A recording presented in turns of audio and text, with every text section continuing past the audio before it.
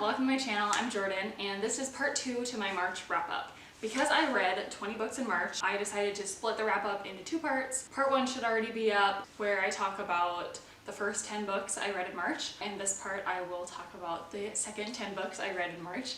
And in that first video I wasn't done reading yet, so I didn't have all of my stats, but I do now, so I will go ahead and talk through my stats for the month of March. So like I said, I read 20 books. Of those 20 books, 6 of them I owned physically. 2 of them I got from the library in physical form. 8 of them I read in audio, either from Scribd or from Hoopla through my library. And then 4 of them I read in ebook form, either from NetGalley or from Readsy. Both are websites that I have accounts through where I get to read books in exchange for honest reviews. For rating breakdown of the 20 books that I read, 2 were 1 stars. Those were both in my first half of the wrap-up, so if you haven't seen that, I will link it and you can go ahead and watch. I had 4 2 stars, 6 3 stars, 6 4 stars, and 2 5-star books. And of the 10 books that I read in the second half of March, actually only 3 of them were physical, so I'm going to scoot over so that I can put the book covers of the ones that I don't have physically. So technically the 11th book that I read in March was You Are Not Alone by Greer Hendricks and Sarah Pekkanen. This is a writing duo who write thrillers, and this is their 3rd thriller that they have released. I've only read one of their others. The one that I've read is called An Anonymous Girl. I did not like that book. I think I gave it 2 stars, and I've not read The Wife Between Us. And of those 2 books that they've already released, from what I've heard, it's kind of if you like one, you don't like the other. And since I didn't like the first one I read, I'm hoping that I do like The Wife Between Us, so I need to get to that eventually. And we don't really know yet where this 3rd book falls. You Are Not Alone is about a girl named Shay who lives in New York, and one day when she is going onto the subway, when she's waiting on the platform, she's standing next to a woman who jumps in front of the train and commits suicide. And from there, she kind of becomes obsessed with this woman. She finds out who she is, she goes to her memorial, she meets her friends, and she ends up becoming friends with this woman's friends. And we get perspectives from several different women. So we get Shay, we also get 2 women who the girl who jumped was friends with, and they're sisters, and they kind of take Shay under their wing and start providing for her. And it is all kind of mysterious why Shay is interested in Amanda, why these girls are interested in Shay. And I really enjoyed the story. So I really liked kind of the girl gang element of it. I liked the 2 sisters and how they're kind of the ringleader of this whole posse of friends that they have. And I enjoyed reading from all of their perspectives. I was also very curious of how it would end up. The ending didn't end up being super shocking to me, but overall I enjoyed the story, so I gave it 4 stars. And when I read this one, I did have it from the library and I read it physically. And so now, knowing that I did like at least one of their books, I am hoping to go back to The Wife Between Us to round out all of this duo's books. The next book that I read is called Not According to Plan, and this book I got access to through NetGalley to read early in exchange for a review. This is following a woman who has a one-night stand with a guy and ends up pregnant. And as someone who just recently had a baby, I was really interested in reading a book about a pregnant woman and getting that perspective, just because that's not something super common in books, at least that I read. So I was excited to kind of relate to a main character going through a pregnancy, but ultimately I did not enjoy this book. It ended up being a lot less about her pregnancy and a lot more about her drama with the baby daddy, and very little about the pregnancy itself. This was definitely an impulse cover request for me. I was really taken in by the cover. I think it's really pretty, but there was just not a lot of substance there in my opinion. It's also not the type of book that I like. I don't like rom-coms. I don't like kind of light and fluffy contemporary books. I like when they're a little bit more hard-hitting. This just didn't get too deep for me, and so I ended up rating it 2 stars. Next book that I read is Yes, No, Maybe So by Becky Albertalli and Aisha Saeed. This is a young adult contemporary book, and I know I just said that I don't usually like light and fluffy contemporaries, and that's kind of what this is, but I ended up really enjoying this book. So the premise of this story is 2 teenagers, actually 17-year-olds, who are becoming invested in a political campaign in their hometown. And because they can't vote, they're learning to exercise their political voices by canvassing and going door to door, talking to the people in their town about the candidate that they're supporting. And meanwhile, they're getting to know each other, forming, more of a relationship.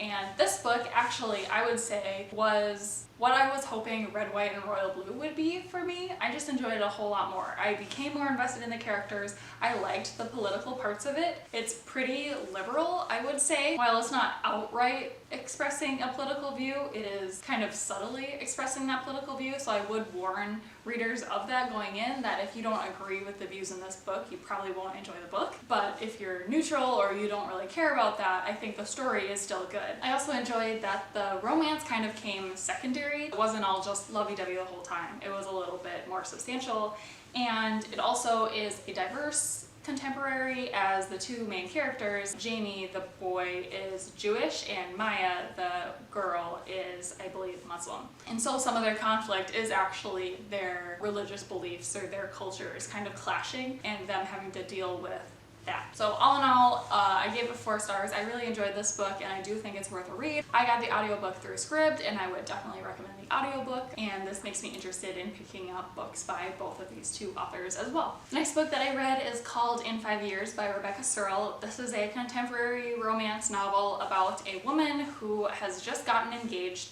to the love of her life. Everything is in place, she is very happy, and when she goes to bed that night, she suddenly wakes up and she is 5 years into the future. And when she wakes up, she realizes that she's not with her fiance anymore. Her life is totally different. And then when she takes a nap again or falls asleep again, she wakes up back 5 years prior. And so she suddenly starts questioning everything. Is her fiance the man she's truly meant to marry? Is that future that she just woke up in actually her future? Is that really where she's gonna end up? And if so, how does she get there? It just kind of sends her into a tailspin and she kind of has to deal with what she just found out. This was definitely an entertaining read. I listened to it on audio via Scribd, and while it wasn't life-changing to me, I did still enjoy the story. It reminded me a lot of Taylor Jenkins Reid's books. If that premise sounds interesting to you, I think you'll enjoy the book. I don't think it's anything life-changing, but it wasn't a waste of time. I am glad that I read it, so I gave it 3 stars. The next book I'm really excited to talk about, and that is Burn Our Bodies Down by Rory Power,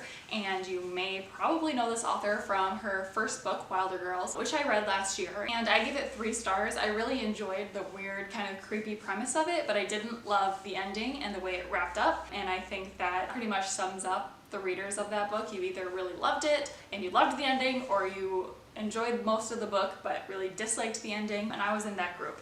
And this book, Burn Our Bodies Down, for me was the perfect next novel. For me, it had all of the same kind of weird, ominous, creepy feelings and descriptions in it, but the culmination of it, the ending of it, really satisfied me a lot more than Wilder Girls. So I'm very happy to say that right off the bat, I really enjoyed this book and I gave it 4 stars. Now, what this book is about is a young woman who has kind of a strained relationship with her mom. They live alone, she doesn't know anything about her dad, and the young woman ends up digging up some information about her mom's past. That kind of confuses her. She wants to know more, so she ends up running away from her mom and going to find her grandma, and hoping that her grandma will be able to answer a whole bunch of questions that this woman has about her and her mom and just their life in general, because she hasn't gotten many answers. And that's, I think, all I want to say about it. So I think if you did enjoy the basic premise of Wilder Girls, obviously this book is very different in plot, but how it's kind of weird and creepy and mysterious, you don't get a lot of answers up front, then I think you'll still like that aspect of this book. But the story to me just feels a lot more rounded out, a lot more complete, and I really, really enjoyed it. So I gave it 4 stars. The book comes out, I believe, in July, so if you are looking forward to read it, definitely pre-order it or request it on NetGalley. I'm sure it's still up to review, and I'm really excited to see what other people think of this book. The next book that I read is The Road by Cormac McCarthy, and this is a